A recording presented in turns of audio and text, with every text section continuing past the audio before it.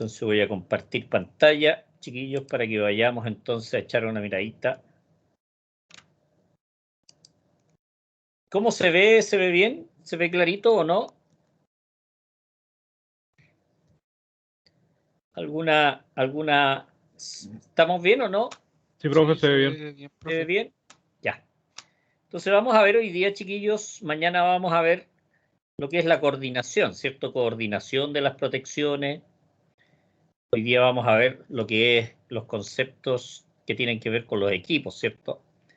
Ahí tenemos lo que son los reconectadores, son equipos de protección. También los seccionalizadores también son equipos de protección fusibles. Ya tenemos los protectores network, que estos ocupan, estos son más de baja tensión. Profe, Y aquí tenemos los... ¿Sí? esos fusibles que se utilizan en eso son NH, ¿cierto? Negativo.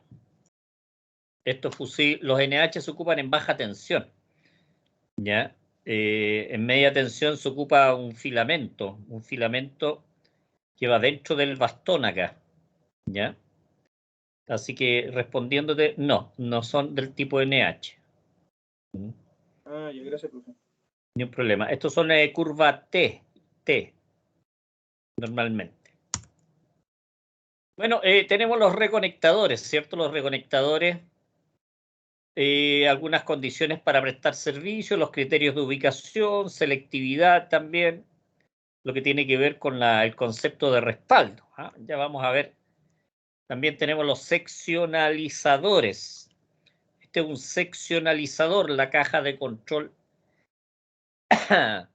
la tienen adosada al mismo equipo. En el caso de los reconectadores, ¿cierto? La caja de control va en el poste, que es un poquito una de las formas que se puede diferenciar uno de otro. Aquí también vamos a ver algunas características, cuáles son las condiciones para prestar servicio, ¿cierto? ¿Cómo funcionan estos cuando tenemos una falla permanente o una falla transitoria? Bueno, los reconectadores, ¿cierto? Son capaces de abrir en condiciones de falla y también cuando la línea está funcionando en condiciones normales. ¿Ah? Ese es más o menos. Dice, si la falla es permanente, obviamente después de un conteo de operaciones, de un cierto número de operaciones, el equipo va a quedar permanentemente abierto. Se puede programar estos equipos para 1, 2, 3 y hasta 4 operaciones. ¿Ah? Si la falla persiste, obviamente va a quedar abierto el equipo, aislando completamente lo que es la zona fallada, que puede haber sido por un corte de una línea, un pájaro, puede haber sido por rama. ¿Ah? Esa es la idea. Dice, la mayor parte de las fallas que ocurren en las líneas son transitorias. Podríamos decir que aproximadamente el 85% de las fallas en líneas aéreas, estoy hablando en media tensión, aparece y después desaparece. A eso se refiere con que son transitorias. Es bastante alto el porcentaje. Dice, el uso de reconectadores obviamente es una muy buena solución. Porque mandar cada vez que hay una falla, una zona queda desenergizada, mandar una guardia, sale tremendamente antieconómico, ¿cierto? El vehículo, las personas, todo eso. Por lo tanto, este equipo, como la gran cantidad de las fallas son del tipo transitoria, viene a ser una muy buena solución. Dice, tiene como accesorio también un dispositivo que bloquea las reconexiones automáticas. Eso quiere decir que el equipo va a quedar ajustado a una sola operación. ¿Ah? Uno se preguntará, bueno, ¿y para qué entonces, si son reconectadores, por qué bloquear las reconexiones? Imagínense que va a trabajar una cuadrilla cerca de las líneas o en las líneas vivas, ¿cierto? Es un tipo de trabajo que se hace, trabajar con líneas vivas, con líneas energizadas. Se produce una falla, la persona queda ahí tocando la línea, por ejemplo, la persona que está trabajando, se desconecta el reconectador. Imagínense que vuelva a reconectar. Si no lo mató a la primera, lo va a matar a la segunda o a la tercera operación. Y es por eso que siempre que se va a trabajar cerca o en las líneas de media tensión, se debe bloquear el sistema de reconexión. Es bien importante esa consideración. Dice, se utilizan para proteger líneas troncales, que son las importantes. Dice que son muy fáciles de coordinar. Bueno, mañana, la próxima clase vamos a ver algo sobre lo que es la coordinación de las protecciones. Se puede coordinar con otros reconectadores, interruptores, seccionalizadores, confusibles. Es bastante idóneo en ese tipo de cosas. Secuencia de operaciones. Acá vamos a suponer está trabajando en condiciones normales. Este es para una falla permanente, ¿cierto? Ahí estaría lo que es la curva de la carga, una sinusoide. Ya comienza la falla, ¿cierto? Y pum, se produce un pic de corriente. La corriente de cortocircuito, ¿cierto? Y ahí vemos que el equipo abre, aquí quedaría abierto, vuelve a cerrar, sigue existiendo corriente de cortocircuito, vuelve a abrir, cierra nuevamente, porque eso es lo que hacen estos equipos, conteos de apertura y cierre. Como todavía la falla está permanente, abre y queda abierto en forma definitiva. Esta es la típica curva para lo que es una falla del tipo permanente. Esas serían las operaciones. Bueno, esta sería una curva rápida. ¿Se fijan? Tiene un solo ciclo. Y esto tiene más ciclos, por lo tanto son curvas lentas las que operan en estos equipos. ¿Ya? Aquí tenemos ya qué condiciones debe cumplir para un buen servicio, que dice la tensión nominal, o sea, cuáles son algunos de los elementos en los cuales nos tenemos que fijar para seleccionar el reconectador. La tensión nominal de la línea. Por lo tanto, la selección del reconectador implica fijarse en la tensión nominal, la corriente nominal también de la línea. La corriente del reconectador debe ser mayor a la corriente de carga, la máxima corriente de carga en el lugar donde se instala. La capacidad de ruptura, ¿cierto? La capacidad de ruptura del equipo siempre debe ser mayor a la mayor falla, ya sea monofásica, ya sea trifásica. Por lo tanto, también es un factor a considerar la capacidad de ruptura. Y lo otro, ¿cierto? Que debe coordinar siempre con protecciones instaladas tanto aguas arriba como aguas abajo. Ya, como les decía hace un ratito, estos reconectadores son bastante buenos para coordinar. Dice, dispone también de una unidad residual, ¿cierto? ¿Cuáles son las unidades residuales? Aquellas que detectan las fallas a tierra. Por lo tanto, también tiene curvas los reconectadores para fallas a tierra. Tipo de reconectadores, aquí tenemos algunos, ¿cierto? Aquí tenemos el equipo, el tipo de equipo. La E significa que tiene control electrónico. Los niveles de tensión, cuál es el tipo de control. Obviamente no nos vamos a meter en ese tipo, pero aquí tenemos lo que es la corriente nominal y la capacidad de ruptura. Corriente nominal por ejemplo, de 400 amperes y la capacidad de ruptura 10 veces su valor. No siempre va a ser 10 veces, ¿cierto?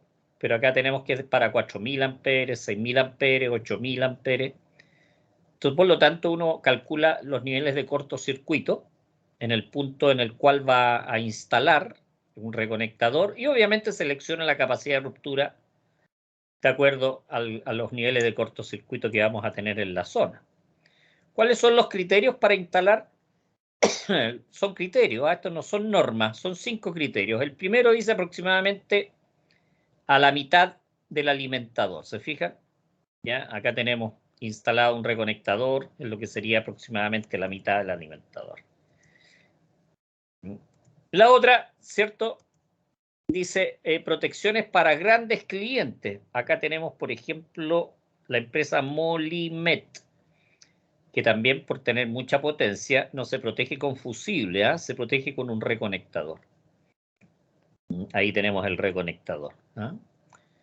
Aquí tenemos también, por ejemplo, al inicio de arranques importantes o cuando son demasiado extensos.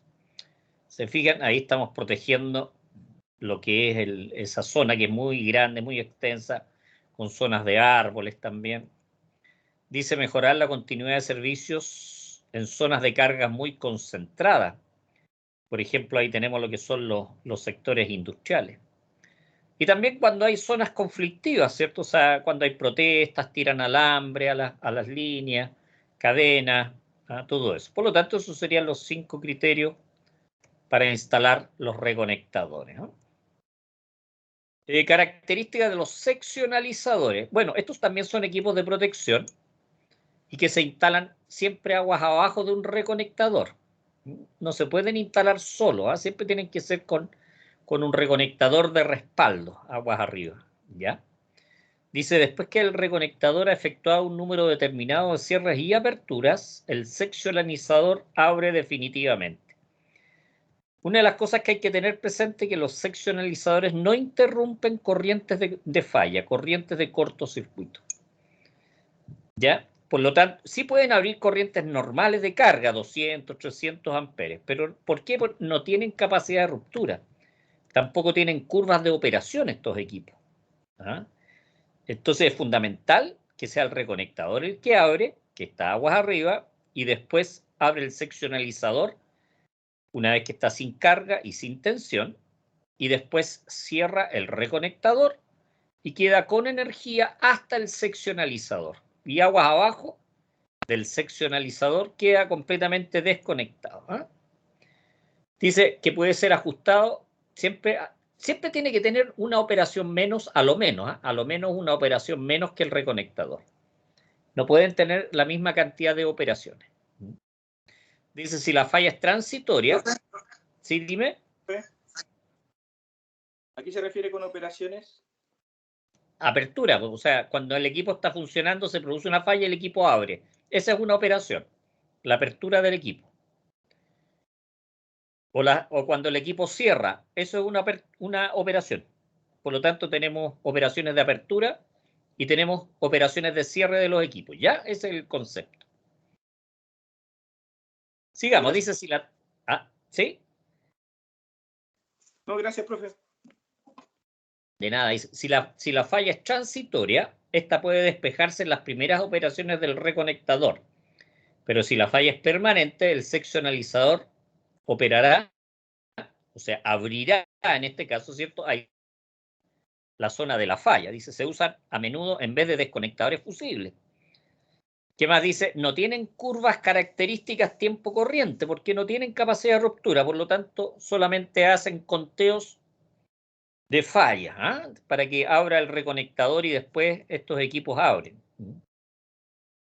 Dice, en la mayoría de las distribuidoras existen seccionalizadores trifásicos para línea de 13,2, pero en el sur, en una empresa que me tocó hacer una capacitación hace 1 año y medio atrás, ya, ¿cómo se llama? Ocupaban de 15 kilovolts también.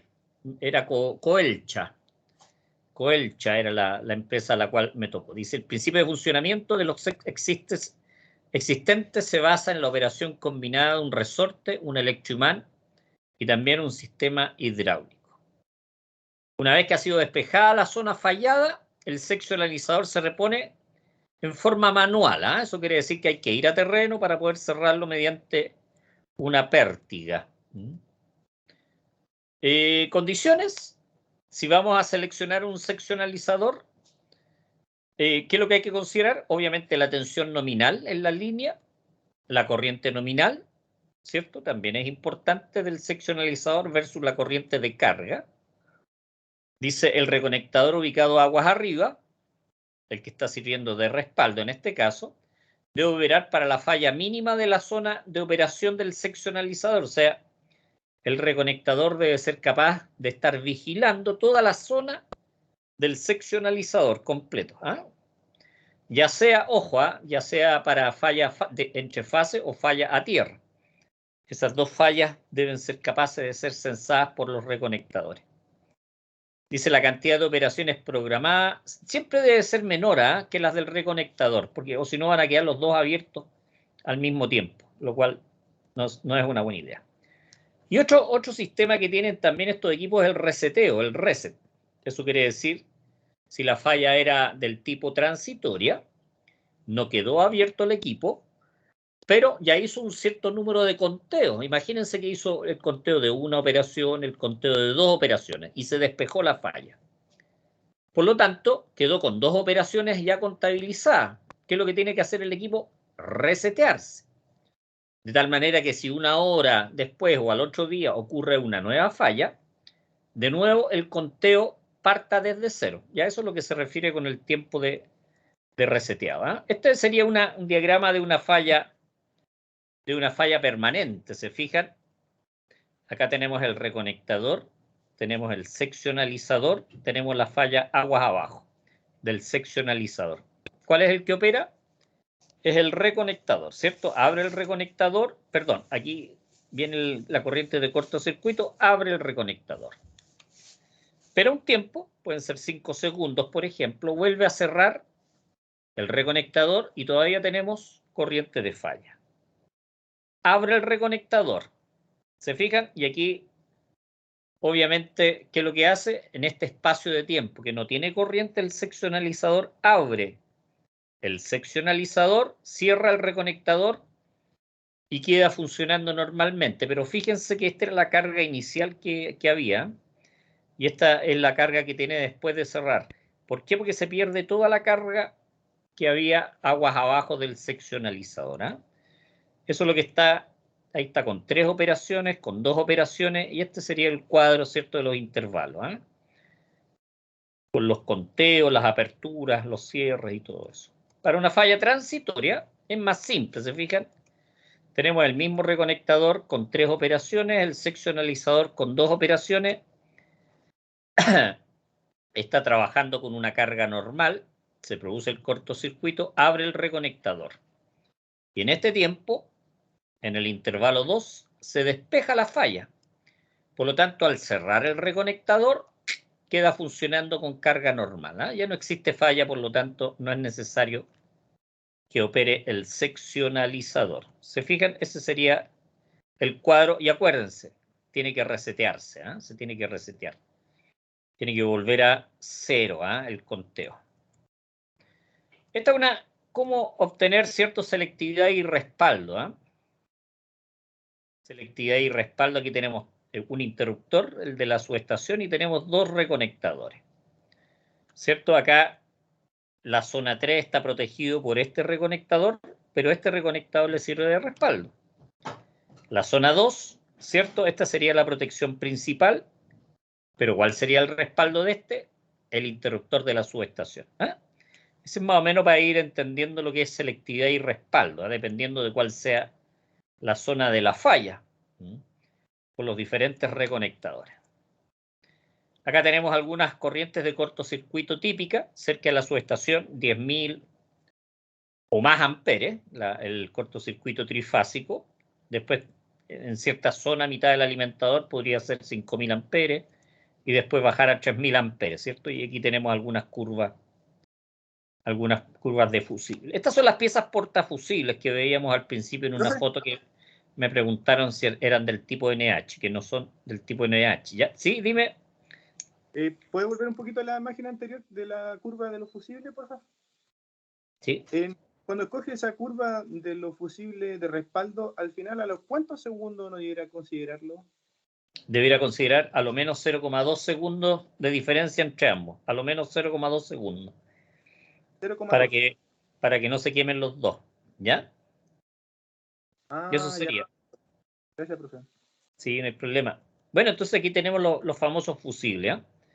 Tiene que haber coordinación, obviamente, entre fusibles y con reconectadores, ¿cierto? Tipos utilizados. Normalmente se ocupa el tipo curva T, tipo curva T en el norte también. Yo me acuerdo que la empresa de Iquique ocupaba los curva K, que es un poquito más rápido que el curva T.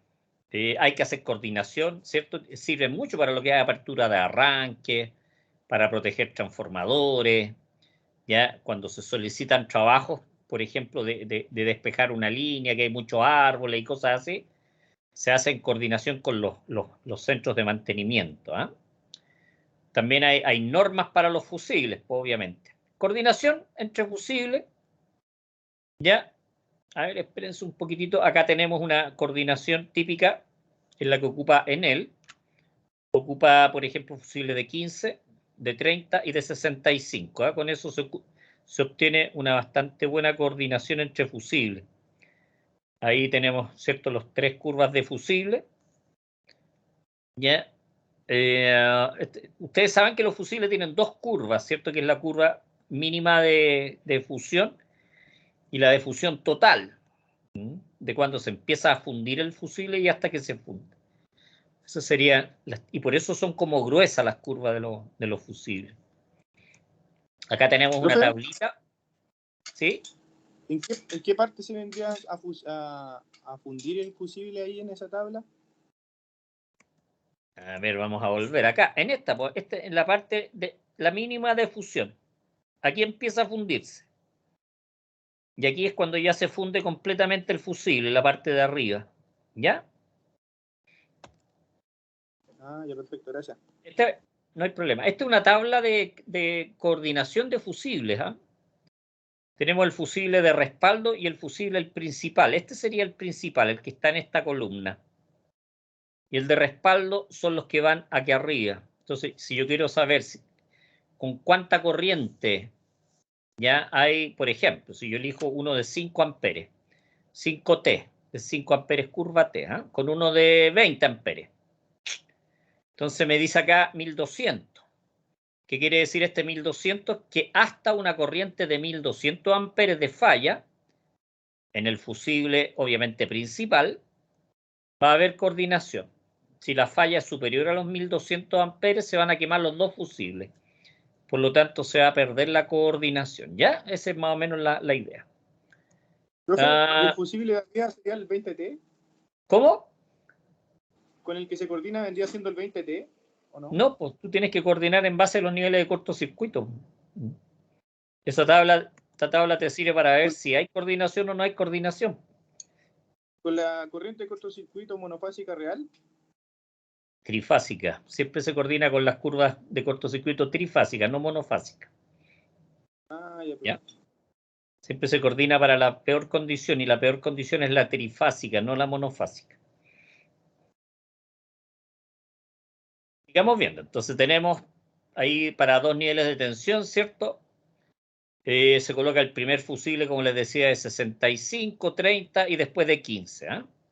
Cuando hay más fusibles o cuando hay más zonas que proteger, muchas veces se colocan unos elementos, unas hojas que se llaman, que tienen la forma del bastón, pero son de bronce. Obviamente nos sirven como protección. Acá tenemos, por ejemplo, tenemos un arranque que sale entre el reconectador y el interruptor de la subestación. ¿Y cómo se van coordinando con diferentes fusibles aguas abajo? ¿Eh? Ahora, este fusible de 65 se tiene que coordinar con el interruptor. No se puede coordinar con el reconectador porque está aguas arriba del reconectador. Acá tenemos el juego de fusibles, lo tenemos aguas abajo del reconectador. Por lo tanto, en este caso sí se tiene que coordinar con el reconectador. Acá tenemos, ¿cierto? En caso de que tengamos doble reconectador, un interruptor, ¿cierto? O sea, el primer reconectador se tiene que coordinar con el interruptor de la subestación. El segundo reconectador se tiene que coordinar, ¿cierto?, con el primer reconectador y el arranque, los fusibles, se tienen que coordinar con el segundo reconectador para obtener una buena operación. ¿Eh? Y aquí tenemos un diagrama de coordinación, ¿cierto?, en papel logarítmico. Por un lado, por el lado de abajo tenemos las corrientes de cortocircuito y hoy tenemos el tiempo en segundos o en ciclos, ¿eh? Puede estar en ciclos también. En este caso los tenemos en segundos y en ciclos, y abajo. Y ahí cómo se van dibujando las curvas de los diferentes equipos, que son los que están aquí en esta tablita que tenemos aquí al lado izquierdo. Y ahí se va obteniendo y se van determinando los tiempos. Por ejemplo, para esta curva, la curva 4. Si yo tuviera un cortocircuito de, por ejemplo, de 500 amperes, aquí tenemos 100, 200, 300, 400, 500 amperes. Yo me voy acá, pum, lo tenemos acá, entonces sería en 0,9 segundos va a operar, ¿eh? ¿Se fijan? 0,9 segundos. Y así se van determinando los tiempos de operación, ¿eh? Las diferentes curvas. Esa ya sería la de un fusible. ¿Eh? Esta es cómo se obtiene coordinación un fusible reconectador, por ejemplo. Esto lo vamos a ver en la próxima clase. ¿Ya? De cómo se van intercalando los fusibles entre las curvas de los reconectadores para obtener ciertos niveles de desconexión. También tenemos algunos desconectadores subterráneos, pero los vamos a saltar ahora, porque después tenemos que ver la próxima semana. No, la próxima semana no hay clases, sino que la semana subsiguiente vamos a entrar a ver lo que son los, ¿cómo se llaman? Los equipos subterráneos en media tensión, aparte de ver las obras civiles y ese tipo de detallitos. Como les digo, el protector network es de baja tensión, ¿eh? Es de baja tensión, así que lo vamos a ver cuando veamos lo que es el sistema network. Sigamos viendo qué más tenemos. Sistema network es cómo se configura un sistema network. Como les dije, esto lo vamos a ver posteriormente cuando veamos lo que es la baja tensión.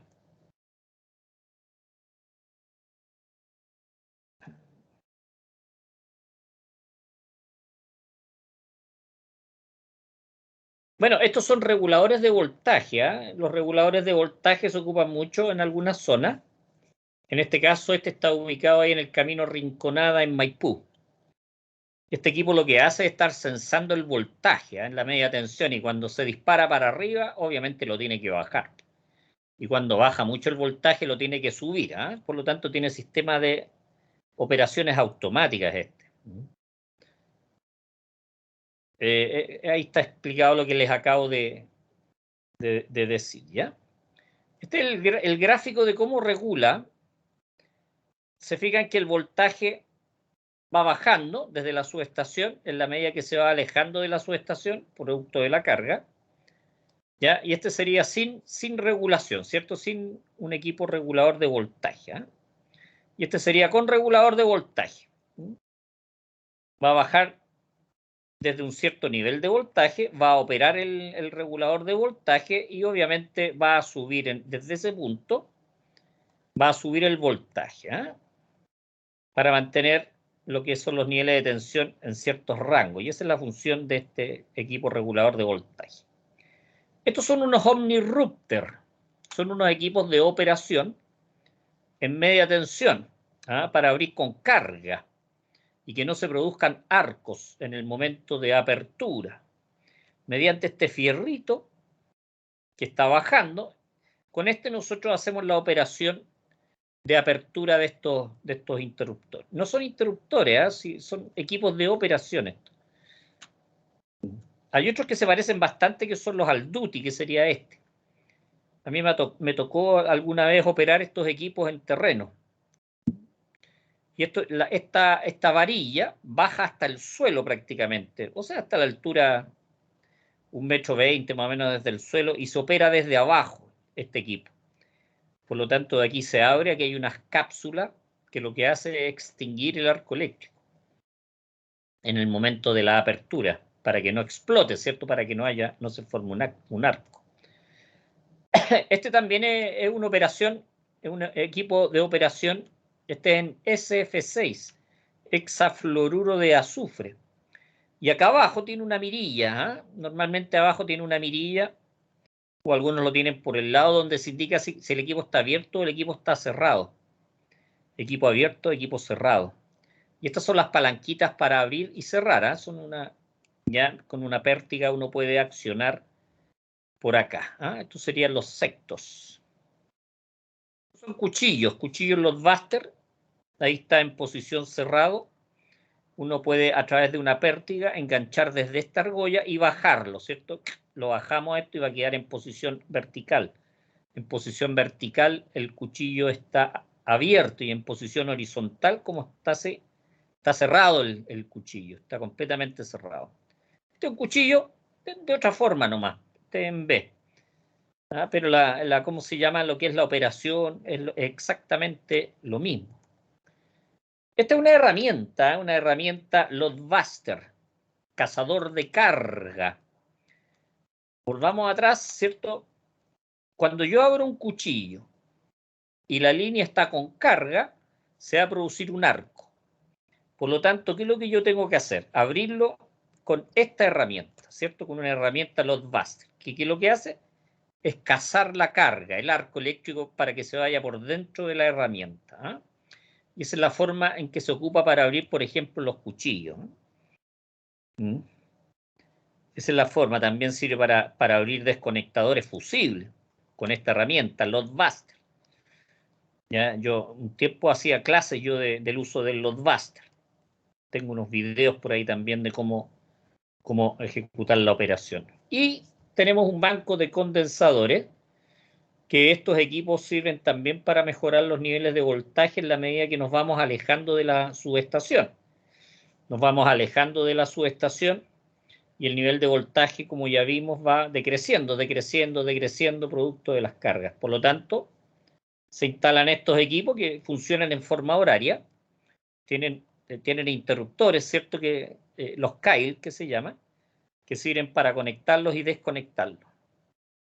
Estos no pueden quedar conectados en la noche. ¿Por qué? Porque baja mucho la carga y ¿qué es lo que va a hacer este equipo? Va a disparar el voltaje hacia arriba. Y es por eso que tienen que funcionar en ciertos horarios, los famosos bancos de condensadores. Eso sería respecto de la clase de hoy día.